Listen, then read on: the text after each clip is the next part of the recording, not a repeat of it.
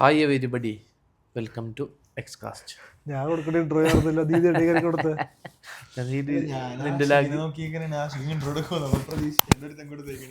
എന്തായാലും സംഭവം തുടങ്ങാം. ചാമ്പ്യൻസ് ലീഗ് സെമി ഫൈനൽസ്, വർഷങ്ങൾക്ക് ശേഷം റയലില്ലാണ്ട് ഒരു സെമി ഫൈനൽസ്, അതിൻ്റെ ഒരു ബുദ്ധിമുട്ടും പ്രയാസമുണ്ട്.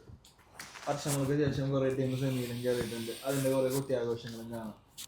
അപ്പോൾ ഫസ്റ്റ് ലെഗ് എടുത്തു കഴിഞ്ഞാൽ പ്രതീക്ഷിക്കാത്ത 4 ടീംസ് ആയിരുന്നു. പ്രതീക്ഷിക്കാതെ എന്ന് പറഞ്ഞാൽ സീസൺ തുടങ്ങിയ സമയത്ത് ആരും പ്രതീക്ഷിച്ചിട്ടുണ്ടാവില്ല ഈ ടീംസൊക്കെ ഉണ്ടാവുമെന്ന്. So Arsenal, PSG, Barcelona after years, എത്ര വർഷം? 6 വർഷത്തെ ഇടവേളയ്ക്ക് ശേഷം ബാഴ്സലോണ സെമിയിൽ ഫൈനലിനായിരിക്കെ. പിന്നെ Inter Milan. First leg results ഇപ്പോൾ മോസ്റ്റ്ലി എല്ലാവർക്കും അറിയാം. 1-0 PSG to Arsenal, 3-3 Inter Barca versus Inter Milan. So ഇനി നമുക്ക് സെക്കൻഡ് ലെഗ് ഇന്ന് രാത്രി തുടങ്ങണേണ്.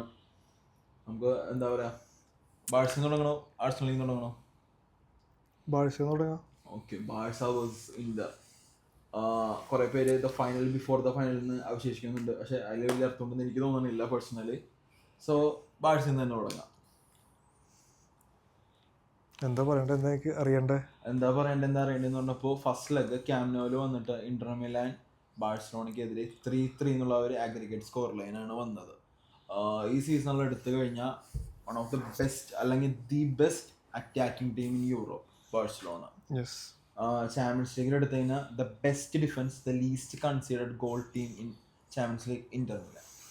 ഫസ്റ്റ് സെമി നമ്മൾ പ്രതീക്ഷിച്ച പോലെ തന്നെ ഒരു തീവാറിയ പോരാട്ടമായിരുന്നു. തുർഹാം അടിക്കുന്നു, ഡംഫ്രൈസ് അടിക്കുന്നു, ബാഴ്സ തിരിച്ചടിക്കുന്നു, പിന്നെ അടിക്കുന്നു, യമാൽ അടിക്കുന്നു, പിന്നെ ഈ പറഞ്ഞ ഡംഫ്രൈസ് അടിക്കുന്നു, ലാസ്റ്റ് ബോൾ ബാഴ്സ അർമീനിയ അടിക്കുന്നു. അത് അത് കലക്കൻ അടിയായിരുന്നു എന്തായാലും. സോ എക്സ്പേർട്ടിനോട് ഞാൻ ചോദിക്കട്ടെ അഭിപ്രായം എന്താണെന്ന്. താങ്കൾ ഈ പാനലിലേക്ക് വിളിച്ചു വരുത്തിയപ്പോൾ താങ്കൾക്ക് എന്താണ് ബാഴ്സലോണ വേഴ്സസ് ഇന്റർ മിലാൻ മാച്ചിനെ കുറിച്ച്, സെക്കൻഡ് ലെഗിലേക്ക് പോകുമ്പോഴുള്ള ബാഴ്സ കളിയെ അപ്രോച്ച് ചെയ്യണം എങ്ങനെയിരിക്കണം, ഇന്റർ അപ്രോച്ച് ചെയ്യേണ്ടത് എങ്ങനെയിരിക്കണം, രണ്ട് ടീമിന്റെ പ്ലസ് പോയിന്റ്സ് എന്തായിരിക്കും, നെഗ്സ് എന്തായിരിക്കും, setbacks? Expert opinion please. Barca ഇന്ററും എന്തായാലും ഒരു തീപാറിയ പോരാട്ടം തന്നെ ആയിരിക്കും, അതിലൊരു സംശയമില്ല. അതെല്ലാവർക്കും അറിയാം, കാരണം ഇപ്പോൾ ഡ്രോ ആണ്. ഇപ്പോൾ ഇന്ററിനെ സംബന്ധിച്ചിടത്തോളം അവർ ചാമ്പ്യൻസ് ലീഗിൽ 15 മാച്ച് അൺബീറ്റൺ ആയിട്ട് ഇരിക്കുന്നതാണ്. അപ്പോൾ ഹോം അഡ്വാൻറ്റേജ് ഉണ്ട്, സെറ്റ് ഡിഫെൻസാണ്. അതിൻ്റെ ഇടയ്ക്ക് ഫസ്റ്റ് ലെഗിലാണെങ്കിൽ നല്ല അറ്റാക്കിങ് പ്ലേ വരുന്നവരുടെ.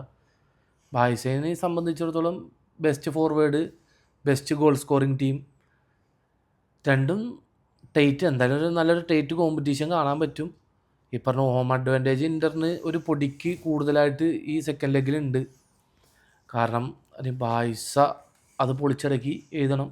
ഫ്ലിക്കിനെയും പിള്ളേരെയും നമുക്ക് വിശ്വാസമുണ്ട്, അത് വേറെ കാര്യം. എന്തായാലും ഒരു നല്ല മാച്ച് തന്നെ ആയിരിക്കും. കാരണം ഇപ്പോൾ മാർട്ടീനസ് ആണെങ്കിൽ ഇഞ്ചറി ഉണ്ട്, പവാർഡ് ഇഞ്ചറി ഫുള്ളി ഫിറ്റാണോ എന്നുള്ളൊരു കൺസേൺസ് ഇന്ററിനുണ്ട്. ലെവൻഡോസ്കി തിരിച്ചു വരുന്ന ഒരു ചെറിയ അഡ്വാൻറ്റേജ് ബാഴ്സയ്ക്ക് ഉണ്ടാവും. ബെഞ്ചിലുണ്ടാവും. അപ്പോൾ ഇങ്ങനത്തെ കുറച്ച് കൺസേൺസും കാര്യങ്ങളൊക്കെ ഉണ്ട്. ബാഴ്സ ജയിക്കണം എന്നാണ് ആഗ്രഹം, ബാക്കിയെല്ലാം എന്തെങ്കിലും. മെയിൻ അഡ്വാൻറ്റേജ് അല്ല, ബാഴ്സയുടെ ഒരു ഡിസഡ്വാൻറ്റേജ് എന്ന് പറഞ്ഞാൽ ബാൽഡേ ഇല്ല, കൂണ്ടെ ഇല്ല, ലെവൻഡോസ്കി ഇല്ല. കൂണ്ടെ 3 ആഴ്ച പരിക്കാണ്. സോ 2 വിങ്ങും ഇല്ല, മെയിൻ അറ്റാക്കും ഇല്ല, 3 പേരും ഇല്ല. ഉണ്ട്, ബട്ട് ലെവൻഡോസ്കിയുടെ ഒരു മികവെന്ന് പറഞ്ഞാൽ പിന്നെ റൈറ്റ് വിങ്ങും ലെഫ്റ്റ് വിങ്ങും ആണ് ബാഴ്സയുടെ ക്രോസസ് വരുന്നതും ഏറ്റവും. രണ്ടുപേരും അറ്റാക്ക് ചെയ്ത് കളിക്കുന്ന പ്ലേയേഴ്സ് തന്നെയാണ്. ബാൽഡയുടെ റണ്ണെന്ന് പറഞ്ഞാൽ പിടിച്ചാൽ കിട്ടാത്ത പ്ലെയറാണ്. കൂണ്ടെ എന്ന് പറഞ്ഞാൽ കൂണ്ടെ യമാലിൽ നമ്മളൊരു ടച്ച് എന്ന് പറഞ്ഞാൽ ഡാനി ആൽവസ് മെസ്സി ഫീലാണ് രണ്ടുപേരുള്ള കണക്ഷൻസ്. പിന്നെ 3 പേരും ഇല്ല. ഇപ്പറ ജെറാർഡ് മാർട്ടിനാണെങ്കിലും ബാൽഡയുടെ ഒരു 10-1 ക്രോസ് വെക്കണില്ല. അത്രയും ഒന്ന് കളി തുടങ്ങിയിട്ടുള്ളൂ, ലൈക്ക് പുതിയൊരു പ്ലെയറാണ്, അതിൻ്റെ ഒരു മികവുറവുണ്ട്. ബട്ട് ബാൽഡയുടെ വലിയൊരു കുറവുണ്ട്. പിന്നെ ഈ പറഞ്ഞേക്കൂട്ട് കൂണ്ടെ ഇല്ല, ലെവൻഡോസ്കി ഇല്ല. പിന്നെ ഉള്ള കളി ഇരിക്കുന്നത് ലൈക്ക് ആസ് യൂഷ്വൽ പെഡ്രിയിലാണ്, യമാൽ. ഞാൻ യമാലിലാണ് പ്രതീക്ഷിക്കുന്നത് കളി ഗെയിം ചേഞ്ചറായിട്ട്. പിന്നുള്ള എനിക്ക് ഡിഫൻസ് അത്ര വയസ്സ് എനിക്ക് ഇന്ററിൽ പേടി ഡിഫൻസിനൊക്കെ എനിക്ക് ഏറ്റവും കൂടി അറ്റാക്കാണ്. കാരണം ബാഴ്സ പോണ അറ്റാക്കും ഇന്ററിൻ്റെ അറ്റാക്കും ഭയങ്കര വ്യത്യാസമുണ്ട്. ഇന്ററിൻ്റെ അറ്റാക്ക് കുറച്ചും കൂടി കണക്റ്റഡ് ആയിട്ട് വരുന്നുണ്ട്. ഷോട്ട്സ് ആണെങ്കിലും ഒരു സിങ്ക് ഉണ്ട്. ഒരു അറ്റാക്ക് വരുമ്പോൾ പാസ് വരുമ്പോൾ ലോങ് ബോൾ അങ്ങോട്ട് നോക്കുമ്പോൾ ഭയങ്കര സിങ്ക് ഉണ്ട്. ബാഴ്സയ്ക്ക് ഇല്ലാന്നല്ല, ബാഴ്സയുടെ ഡിഫറെൻറ്റ് ടൈപ്പാണ്. കുറച്ച് ടൈം എടുത്ത് ക്രോസ് വെച്ച് മറ്റേ ഗ്യാപ്പ് ഉണ്ടാക്കാനുള്ള സെറ്റപ്പിലാണ് നമ്മുടെ അറ്റാക്ക്. ബട്ട് ഇന്ററിന് കുറച്ചും കൂടി വെൽ കണക്റ്റഡ് ഒരു സ്പീഡ് റണ്ണാണ്. സോ പിന്നെ പോരാത്തതിന് ബെസ്റ്റ് ഡിഫൻസ് എന്ന് പറഞ്ഞു ഇന്ററിന്. പക്ഷെ അത് സിമ്പിളായിട്ട് 3 തവണ പൊട്ടിച്ചു.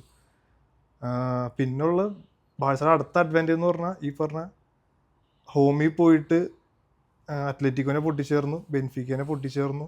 ഈ സീസണിൽ വൺ ഓഫ് ദ 4-5 കയ്യിലെണ്ണാത്തതിലധികം കംബാക്സ് നടത്തിയിട്ടുണ്ട്. സോ അതൊരു അഡ്വാൻറ്റേജാണ്. ബെസ്റ്റ് ടീമാണ് ഇപ്പോൾ ഫോമിൽ നിൽക്കുന്നത്. 1-2 സബ്സ് പ്ലേയേഴ്സ് ഇല്ലാത്ത ഒഴിച്ചാൽ ജസ്റ്റ് ഒന്ന് നോക്കിയാൽ മതി കളികൾ. യെസ്, സാധാരണഗതിയിൽ ഞാൻ ഏത് ടീമിനെ സപ്പോർട്ട് ചെയ്യണോ അവരാ പൊട്ടാറ്. അങ്ങനെയാണ് നടക്കാറെന്ന് എല്ലാവരും പറയണം. പക്ഷേ ഈ കേസിൽ ഞാൻ ഇന്റർനെ സപ്പോർട്ട് ചെയ്യണമെന്നിട്ട് പറയാനില്ല. ബാഴ്സലോണയോടുള്ള ദേഷ്യവും വെറുപ്പും കൊണ്ടുമല്ല. ഇന്റർ ജയിക്കും എന്ന് പറയാനുള്ള റീസൺസ് എന്ന് പറഞ്ഞാൽ ഇന്റർ മിലാൻ്റെ പ്ലേ എപ്പോഴും വിങ് ബാക്സിന് വളരെയധികം ഇമ്പോർട്ടൻസ് കൊടുത്ത് കളിക്കുന്ന ഒരു ടീമാണ് ഇന്റർ മിലാൻ. ഡംഫ്രൈസ് ആയിക്കോട്ടെ, അതുപോലെ തന്നെ ഡിമാർക്കോ ആയിരിക്കോട്ടെ, ഈ 2 പേർക്കും അത്രക്കും ഇമ്പോർട്ടൻസ് കൊടുത്താണ് ഇന്റർ കളിക്കുന്നത്. ബാഴ്സലോണയുടെ ഇവിടെ ഇന്നത്തെ മെയിൻ സെറ്റ് ബാക്ക് ബാലൻഡി ഇല്ല, കൗണ്ടി ഇല്ല. അതുകൊണ്ട് തന്നെ അത് ഇന്റർ നല്ല രീതിയിൽ എക്സ്പ്ലോയിറ്റ് ചെയ്യും. പിന്നെ ഇന്നത്തെ മാച്ച് ഏറ്റവും ക്രൂഷ്യൽ പ്ലെയർ എൻ്റെ ഒരു ഇതിൽ അത് ഈ പറഞ്ഞ പോലെ യമാലോ, റഫീനിയോ, മാർട്ടീനസോ, ബാസ്റ്റോണി ഇവിടെ ഒന്നും ആയിരിക്കില്ല. നിക്കോ ബറല്ലി ആയിരിക്കും. ബറല്ലയും പെട്രിയും തമ്മിലുള്ള ഒരു എന്താ പറയുക, ആ ഒരു ഫൈറ്റ്, ആ ഒരു മാച്ചപ്പ് കാണാൻ ഞാൻ ഇന്നിരിക്കണം. പക്ഷേ ഇന്റർ മിലാൻ പിന്നെ ഇറ്റാലിയൻ ഫാൻസ് എന്ന് പറഞ്ഞാൽ ഭയങ്കര പാഷനേറ്റ് ആയിട്ട് ആഗ്രഹിക്കാനായിട്ടുള്ള ഫാൻസാണ്. Stadium will be on steroids literally. അതുകൊണ്ട് തന്നെ ചെറിയൊരു പൊടി അഡ്വാൻറ്റേജ് ആയിരിക്കില്ല ഇന്റർ മിലാനെ സംബന്ധിച്ച്. ഫോമിൻ്റെ ഇതെടുത്ത് നോക്കിക്കഴിഞ്ഞപ്പോൾ ബാഴ്സലോണ ഒരു കളി തൊട്ട് കുറേ ഇതായി.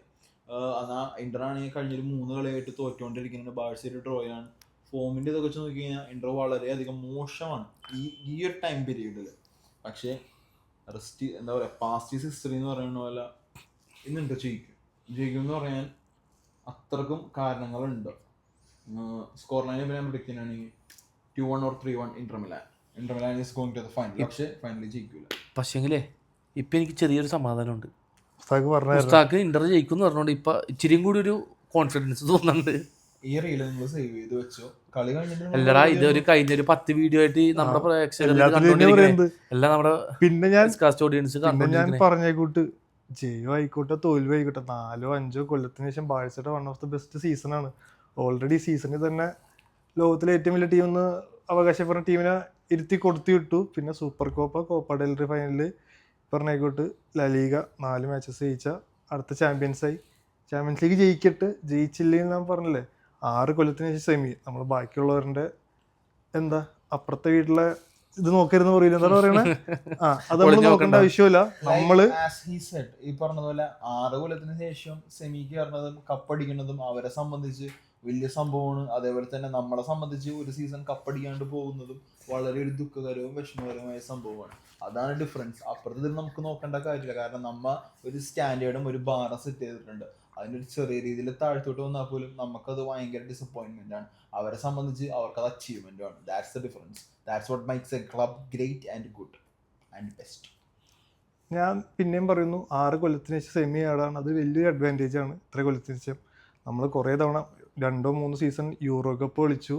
പിന്നെ കഴിഞ്ഞ എല്ലാ തവണ സെക്കൻഡ് ലെഗിൽ വളരെ മോശമായിട്ട് തോറ്റാണ് ചാമ്പ്യൻസ് ലീഗ് എല്ലാ തവണയും പുറത്തായത്. സോ അതൊക്കെ വെച്ച് കമ്പയർ ചെയ്യുമ്പോൾ സ്റ്റിൽ ബാഴ്സയുടെ ബെസ്റ്റ് സീസൺ തന്നെയാണിത്. ഇവരെത്ര 2015 ശേഷം ഇത്ര 2025 വരെയായിട്ട് 6 UCL അടിച്ചു, ഒന്നും പറയാനില്ല. ബട്ട് ഞാൻ പറഞ്ഞില്ല 6 കൊല്ലത്തിന് ശേഷം ബാഴ്സയുടെ സെമി ഫൈനൽ. സോ അതൊരു പ്ലസ് പോയിന്റ് തന്നെയാണ്. ഈ സീസണിലെ ബെസ്റ്റ് അച്ചീവ്മെൻ്റ് ആണ്.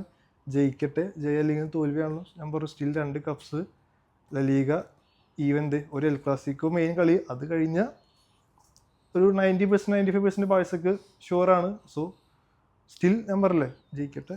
One of the best season ആയിരുന്നു. ഇതുപോലെ തന്നെ ഇനി മുന്നോട്ട് പോകാൻ പറ്റട്ടെ. So that's your opinion. തീർച്ചയായും. ഓക്കെ, അപ്പോൾ ബാഴ്സ ഇന്റർ ഏകദേശം പറഞ്ഞല്ലോ. സ്കോർ ലൈൻ പ്രൊഡക്റ്റ് ചെയ്തു ലാസ്റ്റ് ആയിട്ട്. Score line, player to watch out for. നീ പറഞ്ഞില്ലേ എനിക്ക് ഇന്റർ ജയിക്കുന്ന ഉറപ്പുള്ളൂ. 3-1 ഇന്റർ മിലാൻ, 3-1 or 2-1 എന്തായാലും ഒരെണ്ണെങ്കിലും ബാഴ്സ അടിക്കും. പക്ഷെ ഇന്റർ ജയിക്കും. Player of the match Barella. 3-2 Barca ജയിക്കും. Player to watch Yamal. 3-1 Barca ജയിക്കും. മെയിൻ പ്ലെയർ ആവാൻ പോണത് Pedri. Okay, anyways, so next മാച്ചിലേക്ക് പോവാം. Arsenal versus PSG. ആഴ്സണലിനെ സംബന്ധിച്ച് എത്രയോ വർഷങ്ങൾക്ക് ശേഷം അവർ സെമി കളിക്കും. അതും റയലിനെ പൊട്ടിച്ചാണ് വന്നത്. പക്ഷെ റയലിനെ പൊട്ടിച്ച് വന്നതെന്ന് പറയുമ്പോഴും എനിക്ക് അത്ര വലിയ സംഭവമായിട്ട് തോന്നുന്നില്ല. കാരണം ഒരു 10 വർഷത്തിലുള്ളതിൽ ഏറ്റവും മോശം ഫോമിലാണ് റയൽ ഇപ്പോൾ ഉള്ളത്. ടീം ഒരു പക്ഷെ അടിപൊളി ടീമായിരിക്കും, പക്ഷേ ഫുട്ബോൾ കളിക്കണം, ഫുട്ബോൾ ആണെങ്കിലും ടാക്ടിക്സ് ആണെങ്കിലും പ്ലെയേഴ്സിൻ്റെ അടുത്താണെങ്കിലും കഴിഞ്ഞൊരു 10 വർഷത്തിൽ ഇത്രക്കും മോശം റയലിനെ ഒരാളും കണ്ടിട്ടുണ്ടാവില്ല. അപ്പോൾ അത്രക്കും മോശമായ റയലിനെ ആഴ്സണൽ പൊട്ടിച്ച് സെമി കയറിയതിൽ ഇത്ര പേര് ആഘോഷിക്കാനും അത്ഭുതപ്പെടാനും ഇല്ല. പക്ഷേ on the other hand PSG ഇതിലും കലക്കൻ ടീമുകൾ എത്രയോ തവണ ഉണ്ടായിട്ടുണ്ട്. എന്താ പറയുക, മറ്റേ അത് അൾട്ടിമേറ്റ് ട്രയോ ആയ മെസ്സി, നെയ്മർ, എംബാപ്പെ, അതിന് ഇബ്രാഹിമോവിച്ച് ആയിക്കോട്ടെ, കവാനി ആയിക്കോട്ടെ, അങ്ങനെ പല പല ട്രയോസും പല പല അറ്റാക്കിങ്ങും അത്രയ്ക്കും സൂപ്പർ സ്ക്വാഡായിട്ടുള്ള ടീം PSG ഉണ്ടായിട്ടുണ്ട്. ആ ടീമിൻ്റെ ആ കാലത്തുണ്ടായ ആ PSG എന്താ പറയുക, നടത്താൻ പറ്റാത്ത ഒരു പെർഫോമൻസും ടീം പ്ലേയും ഗെയിമും ഫുട്ബോളാണ് ഇന്നത്തെ PSG നടത്തിക്കൊണ്ടിരിക്കുന്നത്. എന്താ പറയുക, ഇപ്പോഴത്തെ കറൻ്റ്ലി ടോപ്പ് 3 പ്ലെയേഴ്സ് എടുത്തു കഴിഞ്ഞാൽ 3 പ്ലെയേഴ്സ് സെമി കളിക്കുന്നുണ്ട് എൻ്റെ ഒരു അഭിപ്രായത്തിൽ. ഡംബെല്ലെ, റഫീഞ്ഞ, മാർട്ടിനസ്, 3 പേരും കളിക്കുന്നുണ്ട്. ആഴ്സണലിനെ എമിറേറ്റ്സിൽ പോയി 1-0 PSG പൊട്ടിക്കാന്നുണ്ടെങ്കിൽ സെക്കൻഡ് ലെഗിൽ ഫ്രാൻസിൽ വെച്ച് ആഴ്സണൽ കംബാക്ക് നടത്തണ എനിക്ക് കാണാൻ സാധിക്കില്ല. കാരണം നിലവിൽ ഫുട്ബോൾ കളി കാണുന്നവർക്ക്, യഥാർത്ഥമായിട്ട് ഫുട്ബോൾ കളി കാണുന്നവർക്ക് അറിയാം the best football, the most beautiful football currently കളിക്കുന്ന ടീം ഏതാണെന്ന് ചോദിച്ചാൽ അൺഡൗട്ടഡ്ലി ഇറ്റ്സ് PSG. അൺഡൗട്ടഡ്ലി. കാരണം PSG കളിയാണെങ്കിൽ അത്രക്കും രസമാണ്, അത്രക്കും ഭംഗിയാണ്. Anyways, apart from that 1-0 lead ഉണ്ടെങ്കിലും സെക്കൻഡ് ലെഗിലോട്ട് വരുമ്പോൾ ഒരു 3-1 4-1 PSG ജയിച്ചിരിക്കും. PSG ഫൈനലിൽ വരും. ഞാൻ പറയുകയാണെങ്കിൽ ഫസ്റ്റ് ലെഗ് ഞാൻ കണ്ടില്ലായിരുന്നു, മറ്റേ PSG വേഴ്സസ് ആഴ്സണൽ. നമ്മൾ ദുബായിലാണ് നമ്മളെ വീഡിയോ എടുക്കുന്നത്, സോ അതുകൊണ്ട് കണ്ടില്ല. പക്ഷെ ആൻഫീൽഡിൽ പോയി ലിവർപൂളിനെ അത്രയും ടൈറ്റ് എന്ന് പറഞ്ഞാൽ അത്രയും സൂപ്പർ കളിയായിരുന്നു PSG കളിച്ചത്. അന്ന് ഞാൻ ഫുൾ മാച്ച് PSG ഞാൻ കാണുന്നത്. അത് ഞാൻ പണ്ട് 15 ബാഴ്സയുടെ കണ്ട ആ സെയിം കളി പോലെ ഭയങ്കര ടിക്കറ്റാക്കിയ പ്ലേ ആയിരുന്നു, സൂപ്പർ കളിയായിരുന്നു. ഈവൻ അറ്റാക്ക് ആണെങ്കിലും കണക്ഷൻ ആണെങ്കിലും ട്രയോ 3 പേരുടെ PSG ഫ്രണ്ട് ആണെങ്കിലും ടോപ്പ് കളിയാണ് കളിക്കുന്നത്. ഈവൻ ഹോമിൽ പോയിട്ട് എനിക്ക് തോന്നല്ല, സ്റ്റിൽ ഞാൻ PSG സപ്പോർട്ട് ചെയ്യുന്നത്. തീർച്ചയായിട്ടും PSG ആയിരിക്കും ജയിക്കാൻ പോകുന്നത് 100%. മാറ്റി പറയാനിപ്പോൾ ഉള്ള ഫുട്ബോൾ വെച്ചിട്ട് നമുക്കത് പറയാൻ സാധ്യമല്ല. എന്നാലും പറഞ്ഞ ആർസെനലും വലിയ അഡ്വാൻറ്റേജ് എന്ന് വെച്ചാൽ റയലിനെ തോപ്പിക്കുന്ന ചെറിയ കാര്യമായിട്ട് ഇവൻ പറഞ്ഞതുപോലെ അത്ര ചെറിയ കാര്യമല്ല. അതും റയലിൻ്റെ ഹോമിൽ പോയിട്ട് തോപ്പിച്ചിട്ട് വന്ന ഒരു ആത്മവിശ്വാസം അവർക്കുണ്ട്. കളി മാറ്റാൻ റയലിനെതിരെ കളി മാറ്റാമെങ്കിലും നീ പറഞ്ഞതുപോലെ അതാ ഞാൻ പറഞ്ഞ ഡിഫറൻസ്. ഈ പറഞ്ഞതുപോലെ റയൽ ഓൺ പേപ്പർ ഒരു അടിപൊളി ടീമാണ്. PSG-ക്കും ഇതേപോലെ അടിപൊളി ടീം ഉണ്ടായിട്ടുണ്ട്. റയൽ ഇത്രക്ക് അടിപൊളി ടീമായിട്ട് പോലും കളിക്കുന്നത് മോശം ഫുട്ബോളാണ്. കഴിഞ്ഞ 10 വർഷത്തിൽ ഇത്രക്കും മോശം ഫുട്ബോൾ റയൽ കളിച്ചിട്ടുണ്ടാവില്ല. എന്നാൽ അതേസമയം PSG-യുടെ കേസ് എടുത്തു കഴിഞ്ഞാൽ പഴയതുപോലെ അത്ര സൂപ്പർ ടീം അല്ലാഞ്ഞിട്ട് പോലും ഒരു 5-6 വർഷത്തിൽ PSG ഇത്രക്കും അടിപൊളി കളിച്ചിട്ടുണ്ടാവില്ല. പിന്നെ ആഴ്സണലിൻ്റെ ഇതെടുത്തു കഴിഞ്ഞാൽ റയലിനെ പൊട്ടിച്ച ഒരു മെയിൻ സംഭവമേ ഉള്ളൂ. അതിനുശേഷം എത്രയോ ഡ്രോസ്, എത്രയോ ലോസ് വന്നിട്ടുണ്ട്. ചെറിയൊരു ടീമിനോട് കഴിഞ്ഞ ദിവസം ജയിച്ചത് പോലും. സോ അതൊരു വലിയ ഡിഫറൻസ്. അതുകൊണ്ട് തന്നെ റയലിനെ പൊട്ടിച്ചെന്നുള്ളത് on the other hand PSG ഇപ്പോൾ കഴിഞ്ഞ റീസെൻ്റ് 2 കളി തോറ്റിരിക്കണേണ്. അതും പറയാൻ പറ്റില്ല, 2 കളി തോറ്റുണ്ട്. അപ്പോൾ അതൊന്നും പറയാൻ പറ്റില്ല. കാരണം ഇവരുടെ ഇപ്പോൾ മെയിൻ പ്രശ്നം ആർസെനലിൻ്റെ എന്ന് വെച്ചാൽ ഒഡിഗാർഡാണ്, അവരുടെ ക്യാപ്റ്റൻ. വർക്ക് ലോഡ് ഉണ്ടെങ്കിലും അവൻ്റെ ഒരു മിന്നൽ പ്രകടനം അവിടെ വരുന്നില്ല. പിന്നെ സെൻറ്റർ ഫുള്ളി കൺട്രോൾഡ് ബൈ റൈസാണ്.